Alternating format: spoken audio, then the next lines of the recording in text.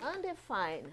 The GD is in love with this. We have a lot. It's a new thing in this the GD 2014. It wasn't in the old one. To find something to be considered an expression that's undefined. And there are a few ways. If it's in a graph, an undefined in an x and y is a vertical line, right? We have done a lot of this, undefined. This is an undefined slope. If it's on a fraction, if you have a 0 in the denominator, it's also called undefined. Or, which is our case here, if you have a square root, you cannot have a number smaller than 0. A number smaller than 0 means a negative number. You cannot have a negative number under a root. There is something different about the negative sign, which I'm worried about the students when you're going to test. There is a sign, this one. If you're going to type negative, you can't use the subtraction sign. This is subtraction. This is negative. Oh. And if you don't type the right one, you're not going to get the right answer. So be careful. And I'm sure this might cause some suffering on the test. If you're going to type a negative number, use this. This is the negative number. I saw in every chapter some questions about undefined. When you're doing graphs, it shows. When you're doing fractions, it shows. When you're doing roots, it shows. Okay?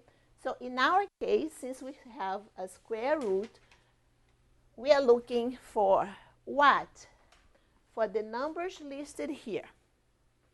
Select those for which the following expression is undefined, which means which value do I choose for x? That when you put it to the second power and you subtract by 1.5, and don't worry, you have calculators, you will get here a negative number. And you have these options because I want you to make this expression to have the condition to be called undefined. You don't need to substitute every single one of them. If you think about it, you know, if you pick A, it means all these conditions must work, that when you subtract by 1.5, it will give you a negative number. I know that minus 2 times minus 2 is positive 4. And if I do 4 minus 1.5, right? If you have $4 and you spent $1.50, you still have money. You're not negative. You don't need to know the answer. So it can't be, I don't even bother to look at the other ones. Because the condition, you have a time test. So you don't need to do every single one to confirm that this is not what you need. Okay? Get the easiest one. Another thing, make sure that you understand, I don't disagree. When you do this to the second power, minus 1.5 to the second power, it's going to become positive something. Okay, bigger than this, because you're multiplying this by itself. Well, just by the elimination, it's D, right? But let's go through D. What is minus 1? So all of this is gone. Minus 1, if I make this to the second power, right, my x is saying, minus 1 times minus 1 is 1. So this would be 1 minus 1.5.